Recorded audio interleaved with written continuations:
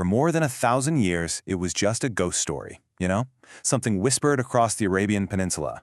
A city of incredible wealth with these towering pillars, but a city so wicked that it was supposedly wiped from the face of the earth, swallowed whole by the desert. They called it the Atlantis of the sands. But what if the key to finding this lost city wasn't buried in the sand at all? What if it was in space? Let's dive into how modern technology literally pulled an ancient legend right out from under the dunes. And this warning from the classic 1001 Arabian Nights? It wasn't just some spooky old story. It was a pretty stark reminder of the brutal reality of the desert that was guarding the city's secrets. For centuries, the legend of Ubar was this irresistible magnet and a deadly, deadly warning. So, what made this city so legendary that people were willing to risk everything for it? Well, it comes down to one word: frankincense.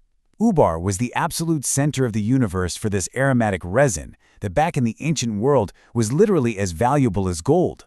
This trade made the city fabulously wealthy, and it turned Ubar into a fortress of both fame and myth. What's so fascinating is how all these different threads wove together to create a myth that lasted for millennia. In the Quran, it's known as Iram of the Pillars, and its story is one of incredible pride and divine punishment. The legend goes that because the people there became so corrupt and wicked, Allah destroyed the city and just erased every single road that led to it. Now, the biggest problem in trying to find Ubar was its location. It was supposedly in the Rub al-Khali, which translates to the empty quarter. And they're not kidding. This is the largest continuous sand desert on the entire planet. A massive, almost completely waterless, and unforgiving environment that has just chewed up and spit out explorers for centuries. I mean, even the legendary T.E. Lawrence of Arabia himself, dreamed of finding the Atlantis of the sands. But just like everyone who came before him, his search was stopped, not because he didn't want it enough, but because of the sheer impossibility of searching this landscape on foot. The desert itself was the city's perfect bodyguard. But then, in the late 20th century, the game completely changed. A whole new breed of explorer, led by a filmmaker and amateur archaeologist named Nicholas Clapp, decided to take a totally different approach. They didn't look down at the sand, they looked up, to space, and got some help from NASA's Jet Propulsion Laboratory.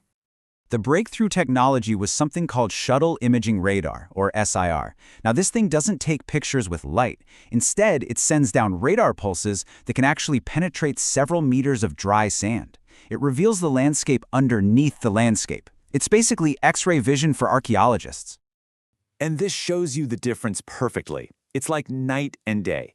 A regular satellite photo, it shows you the top layer of sand, what your eyes would see.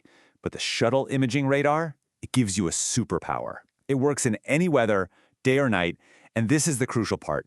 It can see ancient buildings and roads that have been totally buried for thousands of years. And get this, along with the radar, the team had another ace up their sleeve: declassified images from the Corona program. These were Cold War-era spy satellites. Their original job was military surveillance, but for these archaeologists, they were an absolute treasure trove, giving them an unprecedented high-res map of these impossible-to-reach places. So, armed with these incredible new eyes in the sky, the scientists at JPL started meticulously combing through images of the empty quarter. They were hunting for clues that no one on the ground could ever hope to see. And then, boom, they found them. These faint lines showing up in the radar data. They weren't roads you could see from the ground. They were ancient caravan tracks, some of them running directly underneath massive sand dunes. They were ghost roads. The very paths, the legend said, had been blotted out by God. I love this quote from Dr. Ronald Blum, one of the key geologists on the project. You can just feel the excitement and, honestly, the surprise in his words. Even the people who built the technology were stunned by its power to just peel back the layers of time and reveal these ancient highways. So the team starts mapping these ancient tracks, and as they do, this crystal clear pattern begins to emerge. Like the spokes of a wheel, all these old caravan routes, they all pointed to one single location in the middle of the desert. The space-age detective work had finally given the ground team their X marks the spot. All right, so now the search shifts from pixels on a computer screen to actual boots on the sand. The team had their map, and it pointed them to a remote well in Oman that the locals called Shizr. It was time to find out if all that data was real.